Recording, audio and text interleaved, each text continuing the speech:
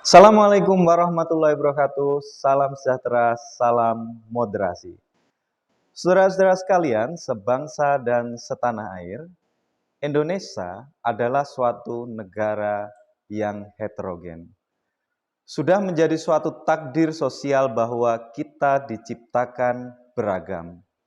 Dalam konsep sosial, struktur sosial kita itu terbagi menjadi dua, yaitu secara horizontal dan vertikal. Secara horizontal, kita mengenalnya dengan konsep diferensiasi sosial. Sedangkan dalam stratifikasi sosial, kita mengenalnya dalam konsep stratifikasi sosial. Konsep yang vertikal, yaitu stratifikasi sosial, yaitu lebih tinggi dan lebih rendah.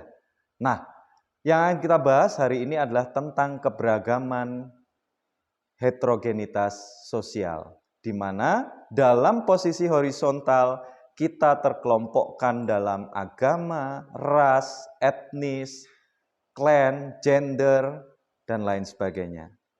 Namun, seringkali dalam pola hubungan sosial dalam masyarakat, kita temui hubungan yang harusnya bersifat horizontal, sejajar, setara, seringkali diartikan secara vertikal, yaitu ada yang lebih tinggi dan ada yang lebih rendah, terutama dalam pola hubungan beragama yang menjadi problematika kita saat ini. Dalam pola hubungan tersebut, seringkali kita temui pola mental beragama. Kalau diurutkan, pertama ada level A. Level A itu adalah di mana ketika seseorang itu memandang agamanya itu paling benar. Sedangkan di level B itu adalah ketika seseorang itu memandang agama lain hanya memiliki sebagian kebenaran. Kemudian level C, ketika seseorang memandang agama lain itu memiliki sedikit kebenaran. Kemudian di level E, ini level terakhir, level terendah, di mana seseorang memandang ajaran agama lain itu salah sama sekali, sehingga memunculkan sikap-sikap toleransi. Nah, apakah kita tidak boleh mengagungkan dan mengunggulkan dan menganggap agama kita itu paling benar? Harus, dan itu adalah suatu keharusan. Namun yang perlu dicatat bahwa kita mengagungkan agama kita sendiri tanpa disertai dengan merendahkan agama lain. Ketika pola mental yang seperti inilah, fanatisme sempit yang terjadi pada diri manusia yang dialami oleh diri seseorang, kemudian mempraktekkannya dalam hubungan sosial, yang terjadi adalah sikap-sikap intoleransi. Dia akan cenderung mendiskriminasi, dia akan cenderung berprasangka, stereotip, sampai dengan sikap-sikap yang intoleran, gitu kan? Nah, dalam pola interaksinya pasti nanti akan muncul satu kontravensi. Nah, yaitu apa? Sikap ketidaksukaan atau permusuhan yang tersembunyi. Kemudian disertai dengan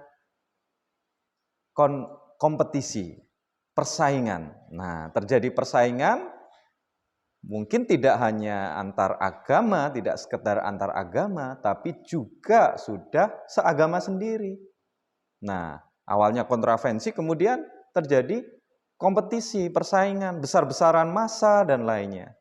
Sampai mengarah kepada konflik sosial disertai dengan kekerasan. Pembakaran tempat ibadah, pembubaran peribadahan, kemudian diskriminasi terhadap kepercayaan-kepercayaan lokal. Nah, itu menjadikan hubungan antar umat beragama di Indonesia pada akhirnya menjadi tidak harmonis. Maka dari itu, keberagaman itu harus dimaknai sebagai suatu fitrah, sebagai suatu takdir sosial yang kita tidak bisa menolaknya.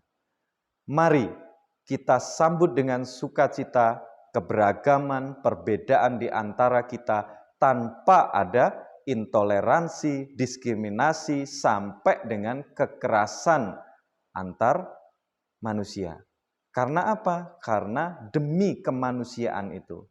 Sesama manusia harus saling memanusiakan manusia. Di atas segalanya ada nilai kemanusiaan. Demikian saudara-saudara, semoga bermanfaat. Salam moderasi. Assalamualaikum warahmatullahi wabarakatuh.